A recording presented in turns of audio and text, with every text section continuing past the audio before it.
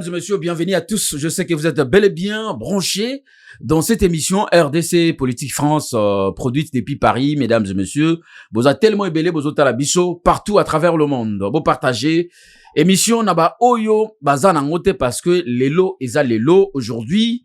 Nous allons un sujet moko très capital. Sujet oyo et que bouger bande connaissance bazota la bisso. Aujourd'hui, mesdames et messieurs, nous allons un monsieur Mwanda. Monsieur Mwanda azali moko.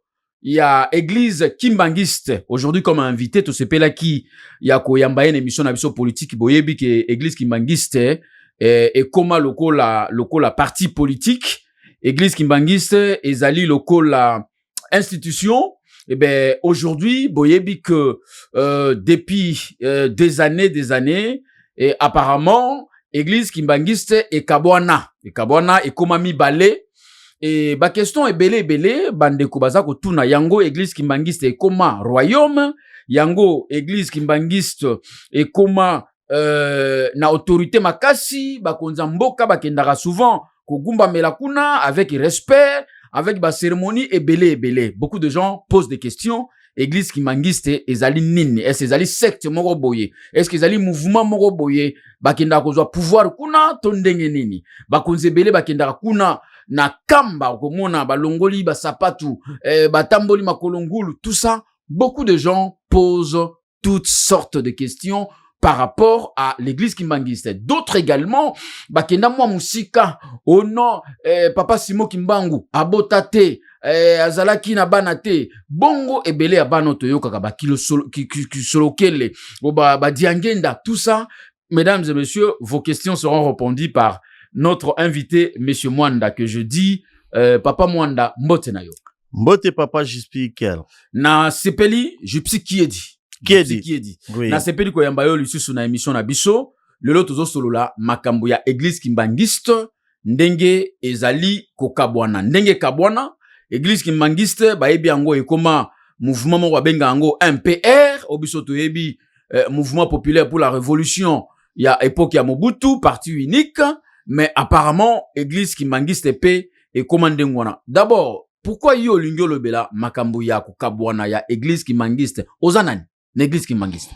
Na za mwana nkole o balobaka ba descendant ya bato bakangamaka balandaka papa Simon Kimbangu depuis 1921 pour azalaki na staff ne dolobaka azalaki na équipe azalaki na ba secrétaire misatu ba papa Finangane ba papa Douma Thomas et puis ayako zo ba collaborateur na ye ba mama Mikala Mandombe ba papa Thomas Toalani ba papa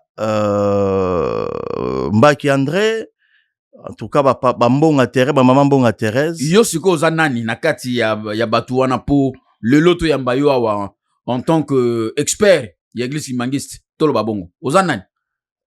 Bon naza experté nali petit nazali arrière petit fils ya tata mwasa papa Simon Kimbangu komoni laka koko ngunga kinene kiawanga ye mutu apesaka papa Simon Kimbangu droit de sol étant que tata mwasa papa Simon Kimbangu parce que papa Simon Kimbangu azali na ba ascendant na ye parce que uteli généalogie na ba descendant bana na ye na ba kokone lelo donc koko ngunga ye ali côté ya botata ya papa Simon Kimbangu.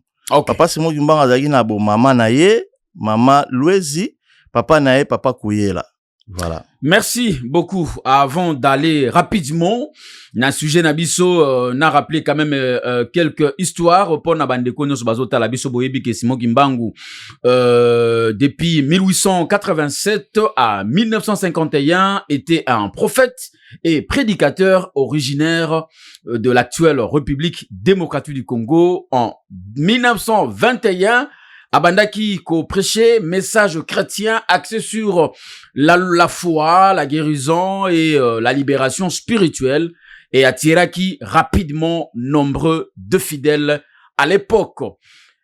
Simon Kimbangu, il est le fondateur de l'église Kimbangiste, une église africaine aujourd'hui reconnue et ezali bongo comme des millions de membres influence kimbangiste et bandaki ko inquiété autorité coloniale à l'époque belge oyo considéra qui à l'époque comme une menace nakati ya mboka à l'époque et bakangaki Simon Kimbangu où il était condamné à mort et puis ensuite transféré na prison à vie na environ 30 ans il y a détention notamment na Elisabethville oyolelo et koma Lubumbashi et 30 ans à prison ayaki kokufa na 1951 et aujourd'hui Simon Kimbangu est considéré comme une figure spirituelle majeure et un symbole de résistance.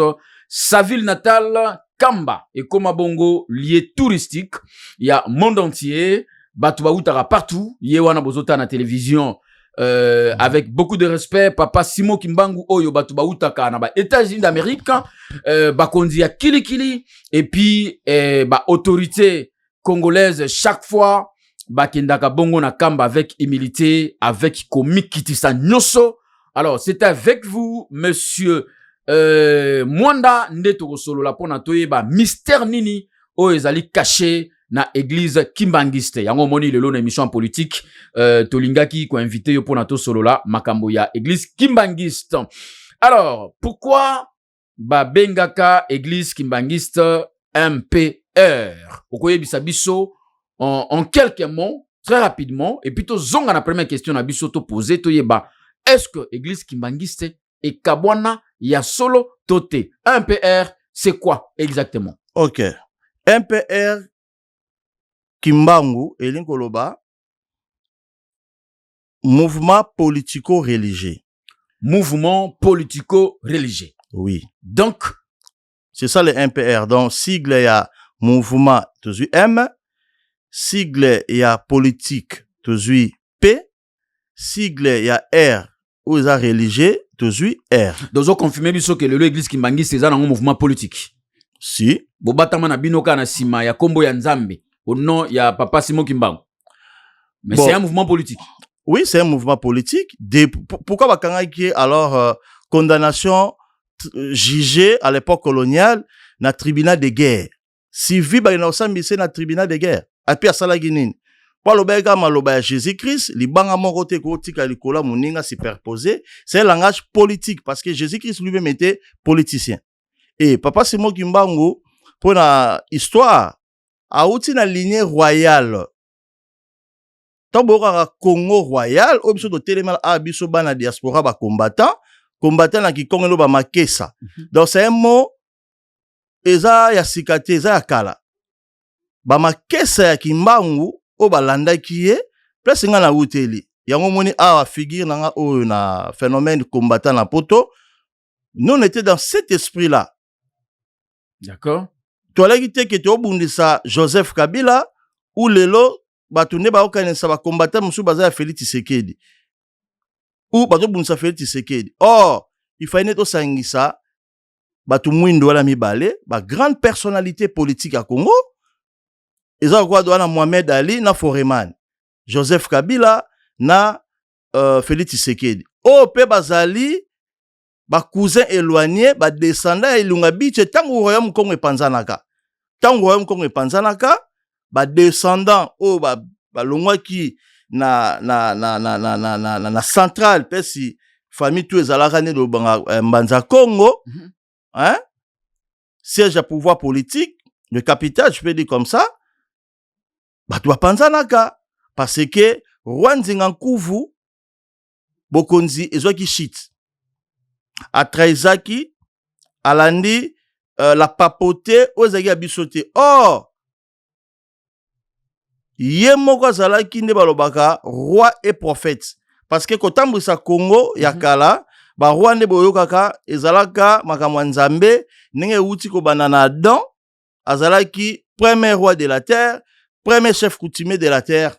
Lelo so ba benga Adam bozo comprendre été yango toujours pesa mo ba nuance. Voilà. OK. Donc papa Simon Kimbangu azala makila politique ou ta descendance na ye yango mama kimpa vita la kaka ke Kimbangu akoya atelemisa bokonzi oyo ekweyi il y a Nzengankuvu. C'est ça le mystère. Yango, Pas le mystère, mais l'histoire. Autorité coloniale belge à l'époque, monarchie, que c'est un danger. Oui, pour Bayebi. Na message mais le message était seulement message chrétien. Abandé kolobela sur la foi, la guérison, et puis la libération spirituelle. Il y a un Kouta qui est 30 ans en prison, ferme, et puis Kokou Fanaye en 1951. Papa, tant de lobby MPR, ezalaki mouvement ya Papa Simon Kimbangu, mouvement politico-religieux. D'accord.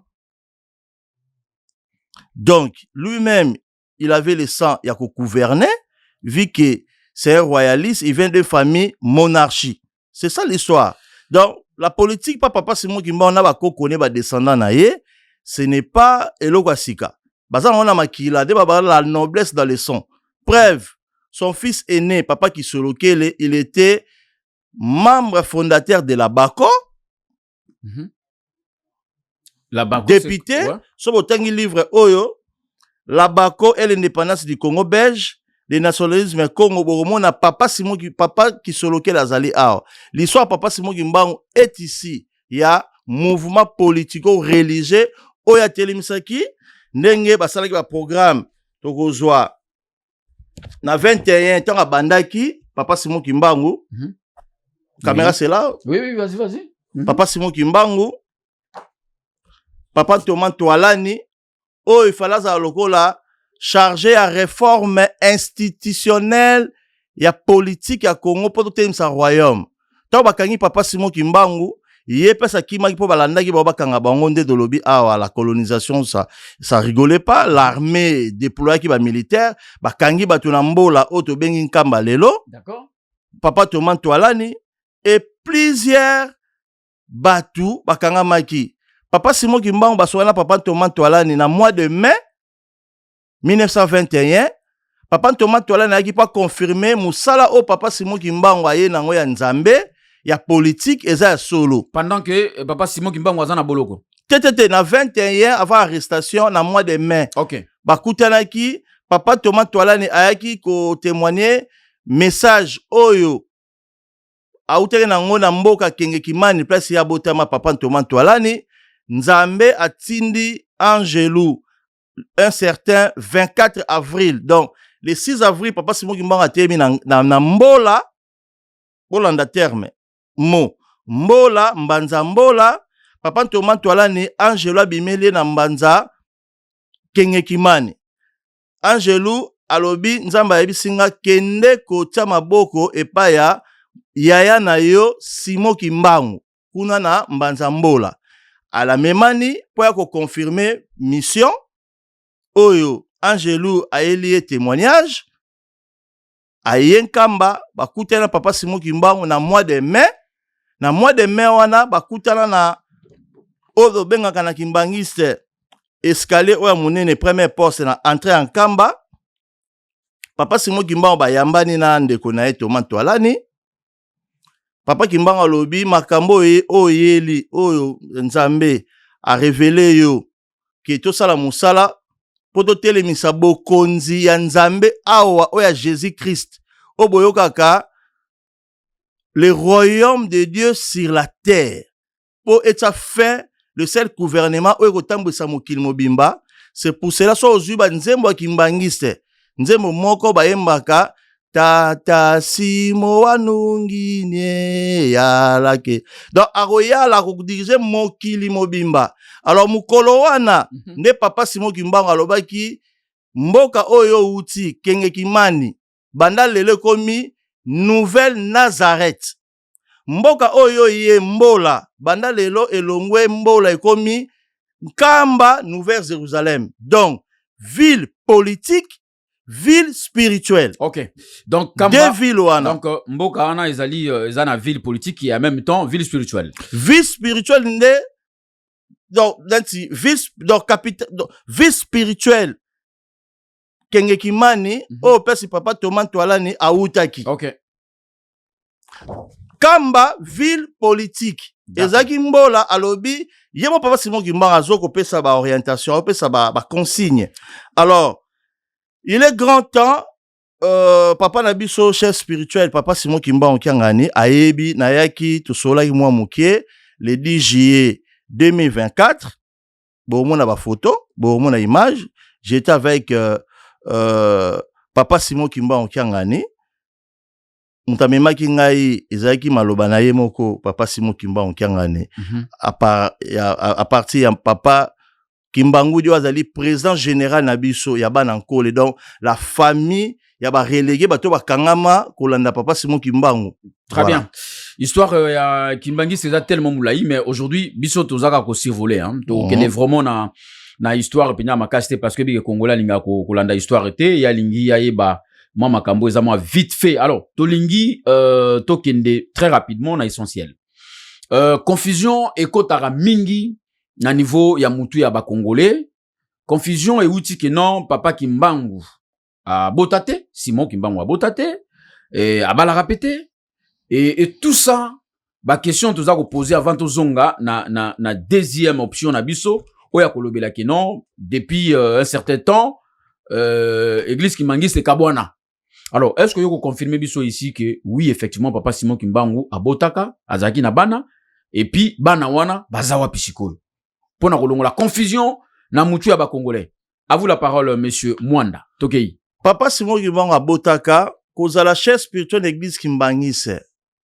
Na kati ya famille, et na kati église nengeza wana, lelo toza na chef spirituelle na biso, o mukimbe yebi, papa Simon Kimbangu Kiangani.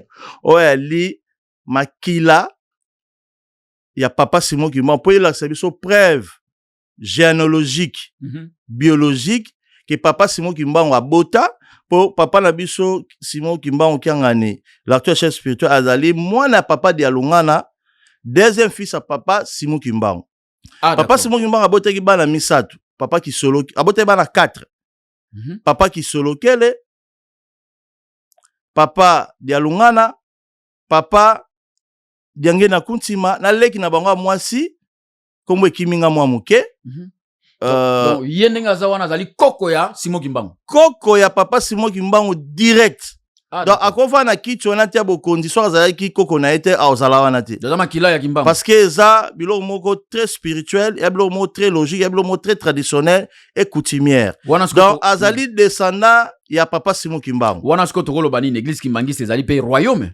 Lokola lelo na monde actuel. Soki papa azate bana na ba récupérer ebonga. Tolo ba bongo. En quelque sorte. Ezali royaume na sens o bino bo kansate po baza famille royale ya ona zolo bawa.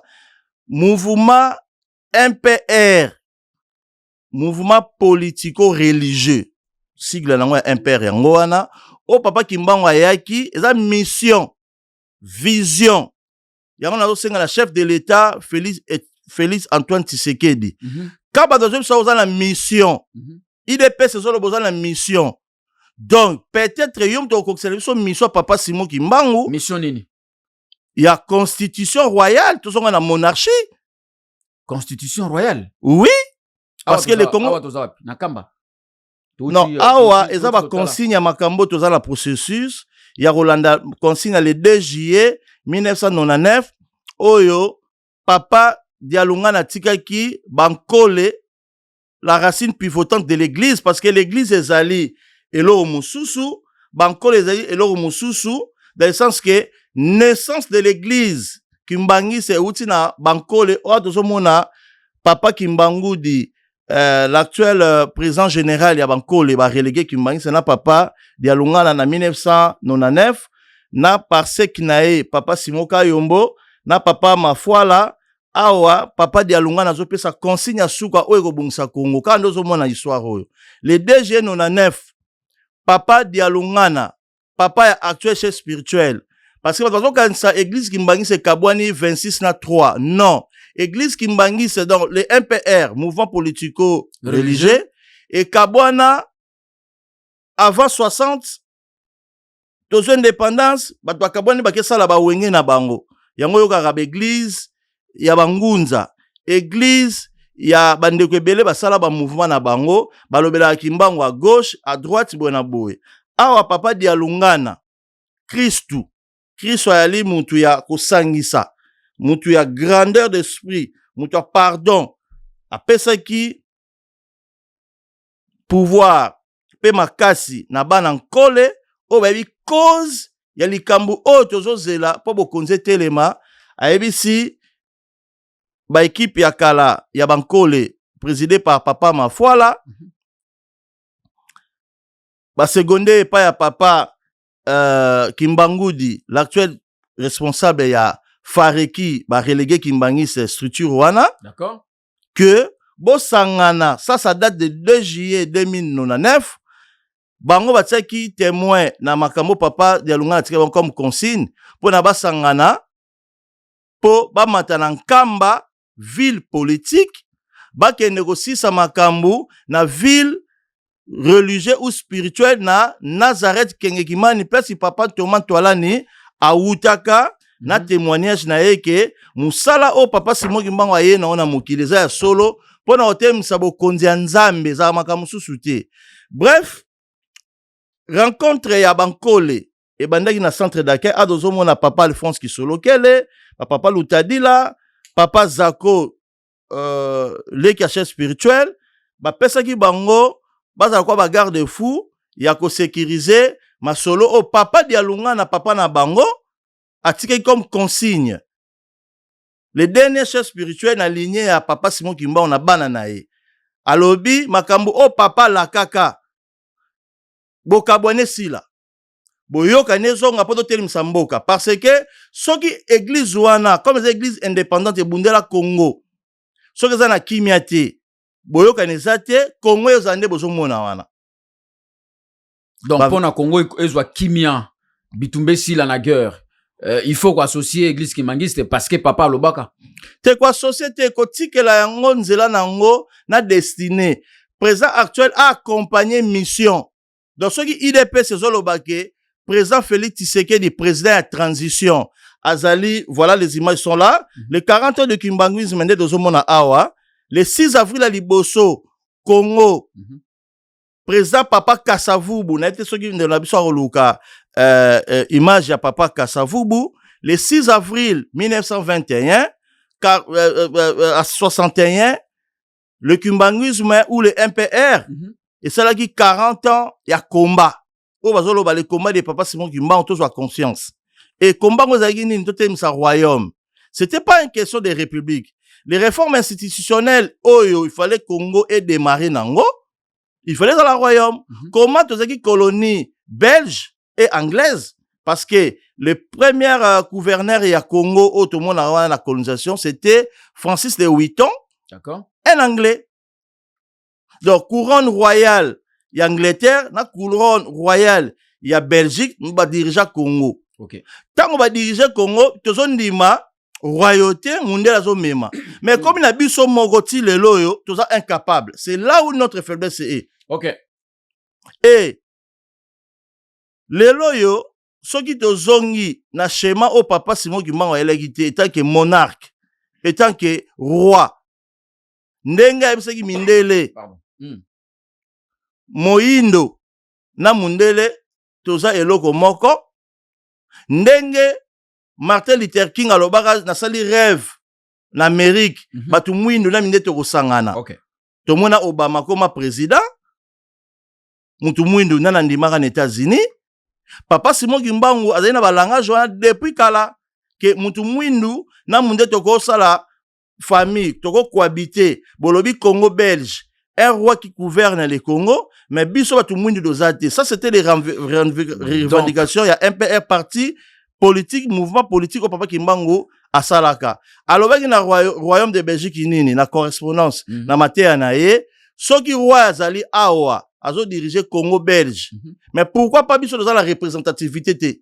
Pourquoi pas un vice-roi? Dès que moi, na pays, monsieur, aux États-Unis, et na président, na vice-président. Na tuna question wana. Papa Simon Kimbangu. Si, ba combat na yango wana. To po doye to kundola. To ba bosolo vérité. Très bien. Voilà. Très bien, merci. Donc, confirmé bisoke, effectivement, oui, papa Simon Kimbangu, abota, azagi na bana naye, ou tu kotanga bango tout à l'heure, awa, bandeko bachara débat sur ça, oh, papa Simon Kimbangu abota rate, et tout ça. Donc, débat wane si là, c'est ça. Na bakisi di susu. Papa Simon Kimbangu, papa nae, papa Kuyela, maman nae, maman Louezi. Azana bo tata nae, azana bo maman nae. ascendance na ye yango wana. Okay. À la boti, ya do bengi descendance. Ngai sikoyo mwanda, na uti na ascendance ya papa Simon Kimbangu, famille wana oya botata na ye, bo mama na ye, ba mama Louise bandeko na biso na pesi famille mbote, ba koko Daniel Kipunda, ba koko Wissa, ba koko mso batika biso do mwana kala, c'est la famille. Okay. Na Kimbanteke, na veni Wei, j'ai oublié l'adresse, le numéro, et ngai nazali na famille Ngunga Kinene. Ngunga Kinene nazaki nani tata mwasi ya papa Simon Kimbangu, le cousin de son papa, que tango papa Simon Kimbangu nga banda musala oya le 6 avril o tozokumisa lelo depuis ebanda, ezalaki que mama Ngunga Kinene papa Simon Kimbangu ayaka kosenga ye nzela ke tata mwasi tala musala bonzambe ona la kaka ona yelaki na banda musala yango apesaka mabele do bengaka mbola lelo nkamba bango bazongaki na mwa ba contre musupo mabeleza monene. C'est ça l'histoire pour démontrer que papa Simon Kimbangu aza bien et bien na généalogie na ye abotama na tata na mama ye pa boti atiki batu na mokili oto yebi oto lo bana 26 le descendant na ye baza ebele. Et puis voilà, et l'actuel chef spirituel Yazali leader ya famille yaya oto zela asangana na bandeko na po makambo sila. Alors, merci beaucoup, monsieur Mwanda. Histoire, il y a Église Kimbanguiste, c'est tellement mounene. Tozali ko survoler, juste quelques points où ils allaient ko déranger un peu bateau. Alors, ozo confirmer biso que actuellement Église Kimbanguiste et Kabwana. Oui, et Kabwana. Et comment mi balé? Oui. Banani bazan à gauche, banani bazan à droite. Lelo tomoni chef spirituel actuel. Yé papa comment na nani? Papa Simon Kimbangu Kiangani. Kiangani, voilà. Oui, papa Simon Kimbangu Kiangani. Et puis nanga mususu banani bakenda. Ba ndeko na ye la famille qui solokele tous les qui solokele et tous les Diangenda sauf un Diangenda Marie Mwelo. Yazanani. Oh papa Diangenda. Papa Diangenda. Voilà, papa Diangenda. Et papa Diangenda na lobela ye moi muke parce que d'autres na ba question moi belé na boutier na loba pe koto ya papa Diangenda. Nazo banga neto kena na histoire parce qu'il a tellement moulay. Voilà. Le 6 avril 1961, 40 ans de kimbanguisme, papa Diangenda, le gouvernement congolais, qui présidé par papa Kassavubu, Joseph Kassavubu, programme qui papa Diangenda le 6 avril 1961, pape du Congo. De bon pape chez nous na église copte. Na voilà illustration ya jour ango awa le 6 avril 1961 premier le 6 avril Congo indépendant Kimbanguiste indépendant normalement ce qui tenait ba fête le 6 avril autres sepela lelo politique ya libanda et se mêlé ba kucha maboko baza na kati ya likambu ezalaki papa Kassavubu muta tombolaki yango. D'accord. Ndeko na biso Félix Tshisekedi ayekaka asilisa podoleka na étape ya suka o ebombi makambu ke tozolongwa na république tozosonga na monarchie. C'est ça la vérité. Église Kimbanguiste est longwa na république et comme na église Kimbanguiste c'était Congo wana ezalaki royaume. Oui. Royaume mususu ye mateli yango l'Angleterre et la Belgique. Na préciser l'Angleterre et la Belgique. Preuve premier gouverneur ya couronne mibale wana ya banglais na ya ba belge ezalaki Francis de Witton. Po mona ke histoire ezali wana Stanley azalaki un anglais non? Livingstone un anglais non? Oui. Est-ce que azalaki ba belge? Ndenge nini couronne royale Belgique etinda explorateur ba photographe dans bata Anner voilà le Stanley et le Livingstone ba ko explorer quel genre d'exploration ba espionnage pour voilà vous comprenez et bazaki banglais bazaki l'Angleterre na Belgique mutu basimbaki Congo ba diriger Congo na royauté bon ndenge ni biso moko tozaki na royauté Parce que Royaume de Belgique, ça a été créé en 1833, mais Royaume ya Congo bandi depuis création mokili. Kobanana, ça fait partie du Congo, dans la Bible. OK. Dans l'Afrique, besoin de l'humanité, c'est ça. Et plus précisément, Moutongo basalaki Adam, basalaki en Kamba. Donc Kamba soba le beza ville sainte. Et la ville sainte appartient à Makambo wanande. Très bien. Alors, ngai question na ngazaki beaucoup plus na kokabo na église. Alors, ba o mususu bakenda. Est-ce que bango bazo continuer même action, ba continuer toujours ba activité, local ba activité zo sala masiko, mais wapi ozali plus considéré par le pays. Ezo wapi. Balobaka lycée Selamboka na biso tout na Congo, singa famille et bendanaka katanarate. Il est grand temps notre chef spirituel ayebi maramni to solala naye le 10 juillet 2024. Tanga uteki na temple Kimbangu, komba temple nezara Kimbangu, oyemo papa Kimbangu abaki e ozala temple ekosangisa mabote ya mukili mobimba. Temple yango wana. Temple oyo libanga ndeko na biso réalisateur libanga oyo etamaki le 6 avril. Libanga photo ezali libanga yango oyo bakomi Tata Simon Kimbangu, sur cette pierre sera construit ton temple. Par rapport ya prophétie oye moka lobaka na 1910 ayebisi ba papa na ye papa Kuyela tout ça là on a ba théâtre na JTK ça na histoire, ça c'est le grand gouvernement bazalaki jour en le 6 avril à liboso tant le 6 avril journée chômage payé batu babande ko tombola yango la politique papa Kasavu batindikaki représentant na ye mukolo le 6 avril oyo ya 61 première indépendance l'église Kimbangi c'est papa Mwanda Vital yewana Mwanda Vital bazalaki représenté à chef de l'état Joseph Kasavubu le 6 avril 1961. Donc fête le 6 avril odo sepela lelo batu babandaki ko basonyanzila bango ye. Donc tolobaki le 6 avril promulgué par le président Félix. Donc Euti Musika.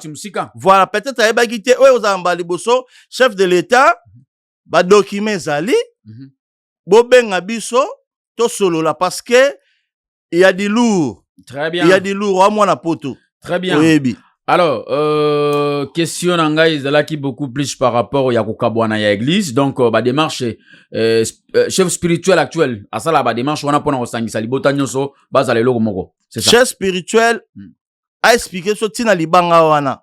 Tina temple po temple comme nango Kimbangu.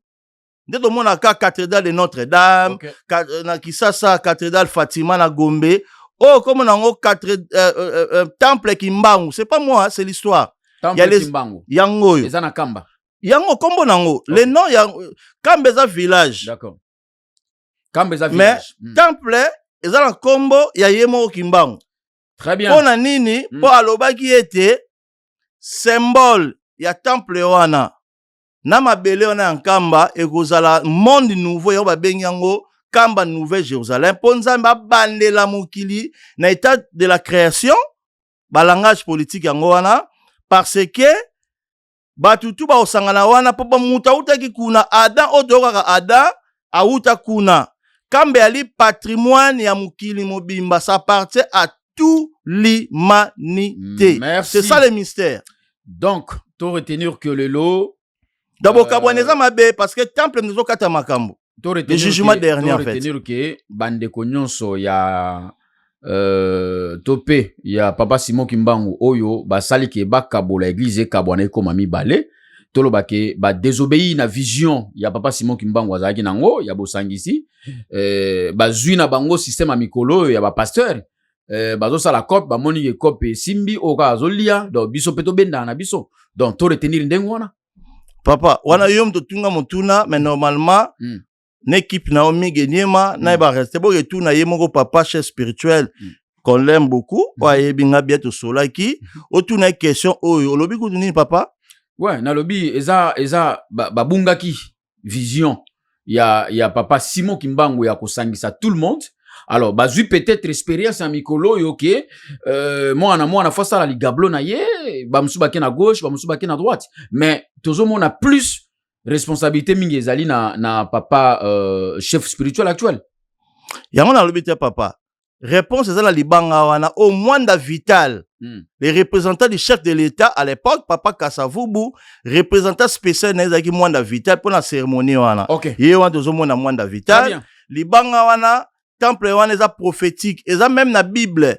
Vision ya Jean otoloba na de Patmos, eza histoire ya Congo et Afrique.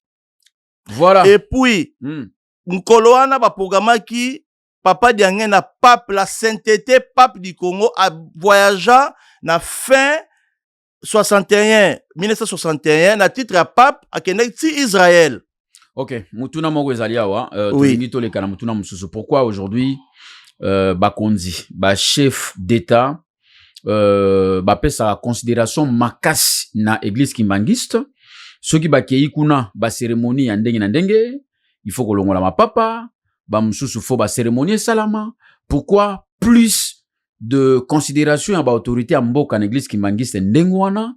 Est-ce que ezali parce que combat il y a papa Simon Kimbangu ezalaki makasi ou bien ezali na moi eloko moko batama na sima wana moi spiritualité moko za na sima wana ou bakenda kozwa moi mupepe ya sika na ebité bino batu ya église boko ebisa biso pourquoi tout ça na bandeli sou papa et ali affaire ya MPR, mouvement politico-religieux.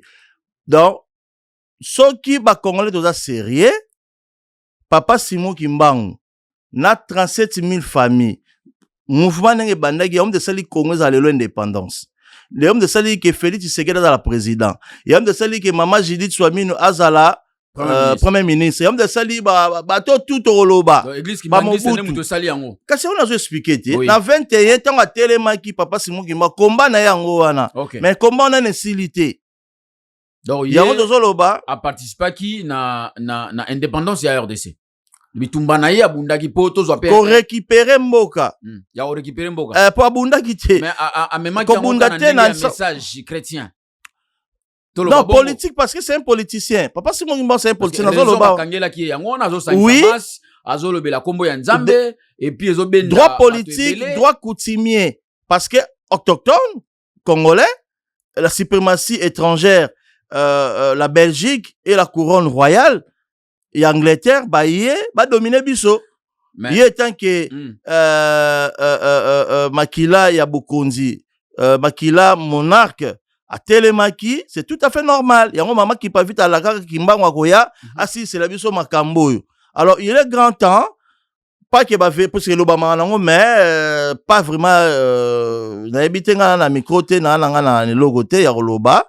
Moi mon ngongo bopesinga grâce au nom Silimbambe, migenema na yo papa Gypsy.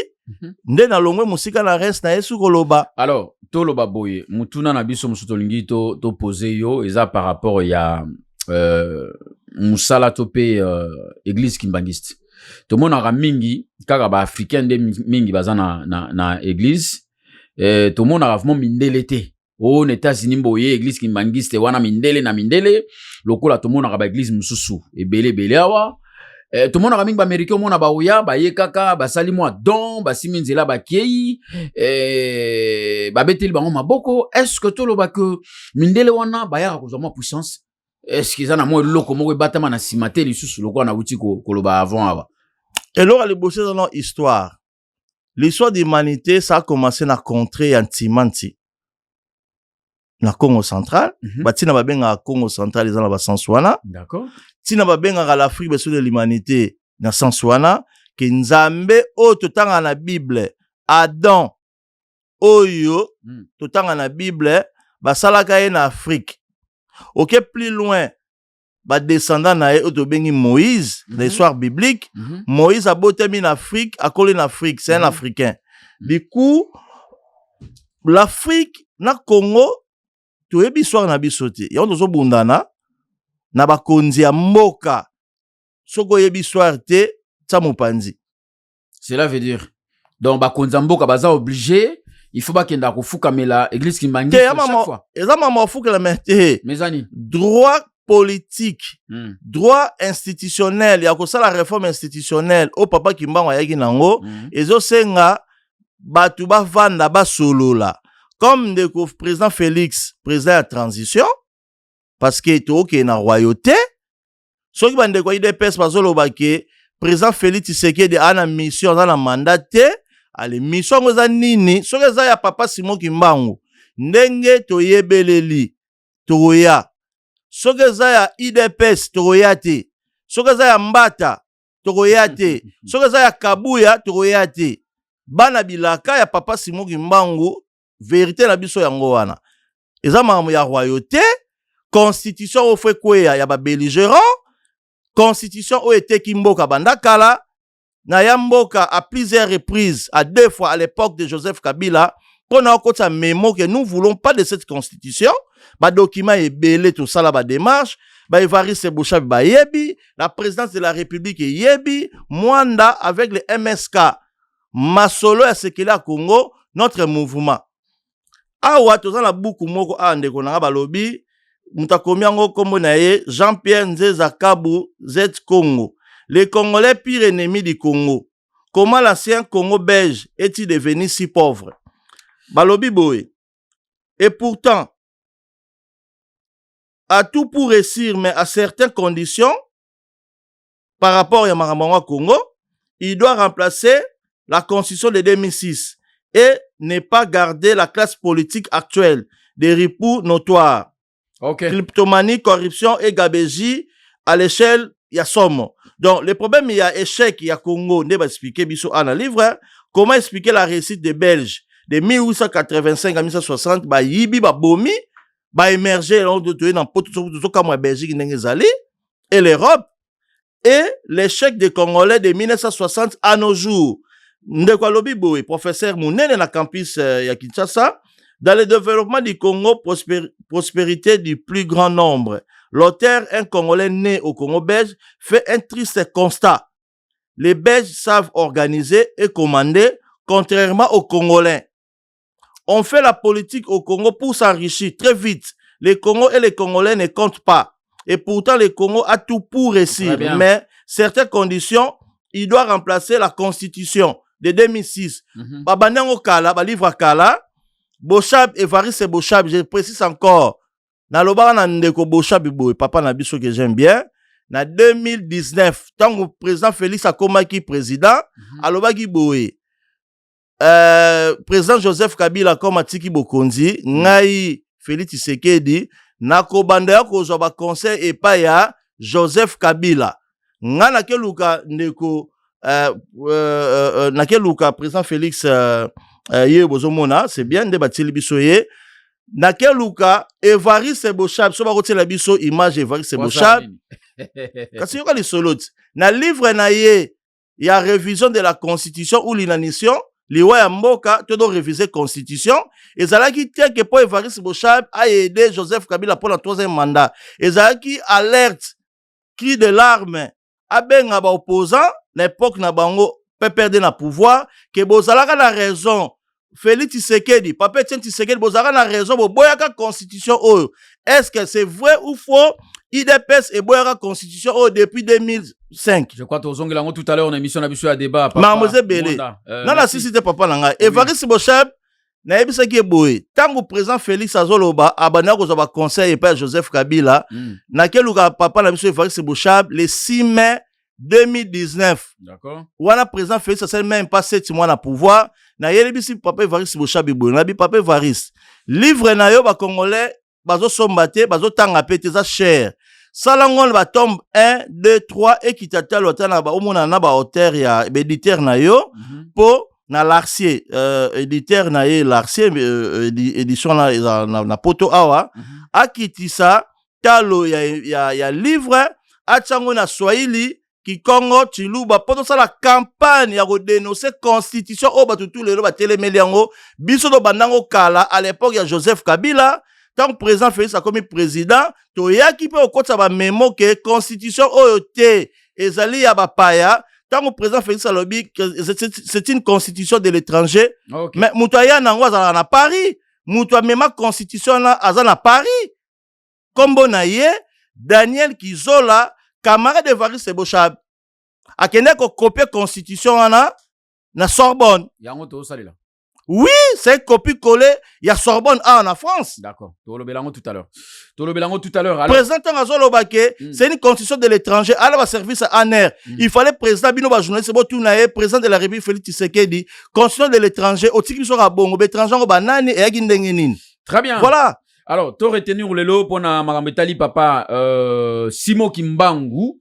Tu retenir que oui, Abota, oui, église Kabwana, oui, Bakonzi, et comment est-ce royaume, hein, c'est ça. Tu retenir bon. Et comment quoi royaume était? Bazana sang royal, papa n'a pas expliqué. Papa Simon Kimbangu, makambo asala wa yala c'est la politique religieuse. Nenge zalaka bonzambe kati na mutu poti na kati na mutu. Merci. Oh Kofi Olomide Lobaka, roi et prophète.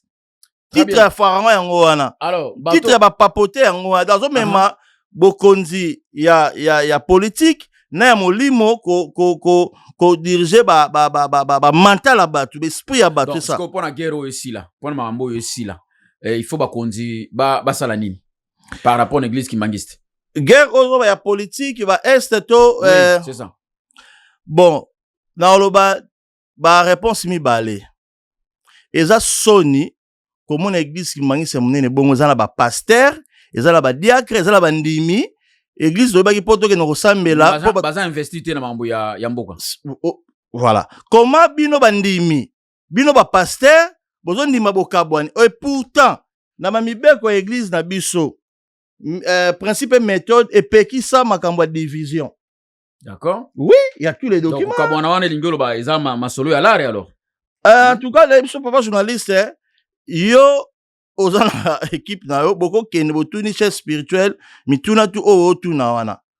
OK. Ou bien boka biga libanga wana temple en kamba elobi ni parce que papa Simon Kimbangu alobaki na papa na ye papa kuyela na ba tata mwasi na ba mama na ye ba mama na biso mama Louise ba mama Mbonga Thérèse na ba Rolande da bomwana na ye na 1910. Ce qui chef spirituel a otala biso message nyongo yebisaye pona ko kabwana église qui mangiste. Chef spirituel oyambaki ngai le 10 juillet 2024. Yumto bengsaki nga à travers papa Kimbangu di poto sola mama le 6 avril 1961 où ezalaki 40 ans de kimbangisme et programmation ya papa Diangenda pape la sainteté pape Diangenda a voyagé avec titre wana akena nango tournée européenne et akena nango na Israël. Plus ba Israélien ba baka binonde ba grand frère na histoire juif. Binonde berceau de l'humanité ba yaya Otto Rolanda. OK. O boka ba senga ki ba mbule beta na nini te bona boy. Yango titre wana esalaki ke papa Diangenda ayamba homologue na ye pape Shenouda 3 ou 2 o bomona ndako eza symbole ya so na obeta na centre d'accueil kimbangiste batongelaka pape chez nous 3 église copte na RDC tango yaka visite po amonaka Afrique lokola centrale que kuna ba makaku ba pauvre papa Diangenda bino c'est un grand pays civilisé oya otala bandeko nao ba indo pape chez nous ayaka papa Diangenda senga bandimi batonga ndako po bango na bango ba pape nde bomona pape na Vatican lelo to bazobela kamba ville sainte parce qu'il y avait un pape parce que l'histoire de l'humanité banda wana na le 6 avril ango le souzne dolo bandenge réponse na pour expliquer pour na chef spirituel ou eza message na ye batiaki libanga ya kotonga tempelo ya bilaka ou ezali symbole ya kosangisa mokili mobimba. Très bien. Donc c'est une force. OK.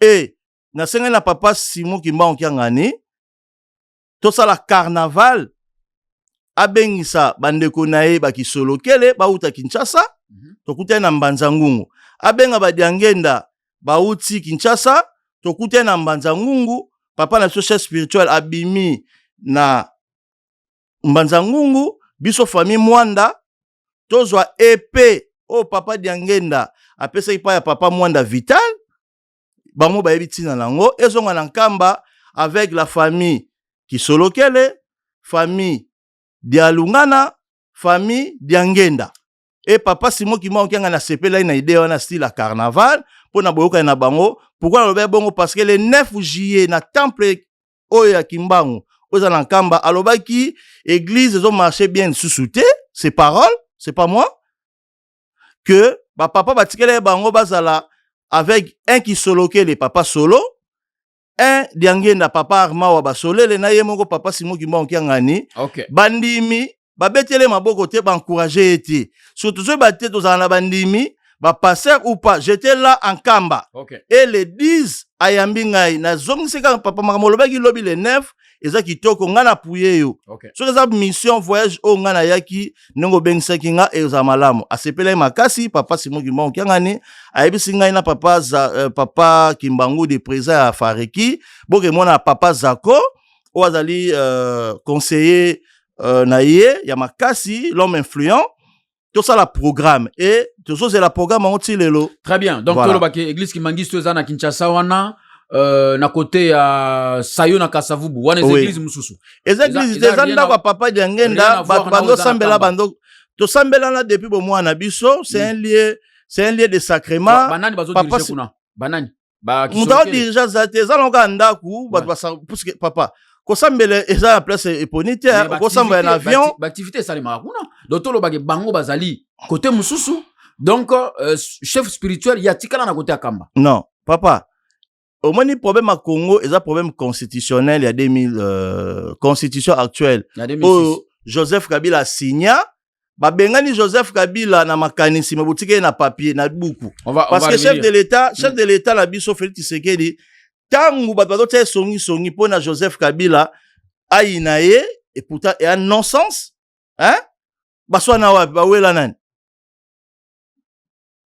Joseph Kabila na Tshisekedi Félix ba sabiso ba mi balé ba wela rani parce que Congo za ya bango te ça n'a rien à voir ne ba sala ba des autres ba mi balé wela raté peut-être ezali que ba songi abatu siko ndenge nini alingi Joseph ndenge nini président Félix Tshisekedi alingi Joseph Kabila te ya sambelaka papa na biso Félix Tshisekedi c'est un chrétien mais bakutana ta même na pays du peuple mais babanda kokutana so balingi kokutana ta na pays du peuple te baya kozwa papa na biso Mobutu bango mibale ça biso plaisir bakutana papa condition mususu ya stratégie ça bien on va parler de ça voilà. Dans l'émission politique mesdames et messieurs c'était question nous ya kosolama muke par rapport merci na papa Mwanda pour na ba explication nyos na makambo etali église Kimbangiste pomba te bato ebele ba ebike église Kimbangiste kabwana nango bandakala ekoma wenge il fallait tozwa moi explication claire ba mususu oh non papa Simon Kimbangu abotaka na yete tout ça donc il y a beaucoup de confusion et il fallait petoyer ba pourquoi ba konzi mboka bazalaka na respect mingi na église Kimbangiste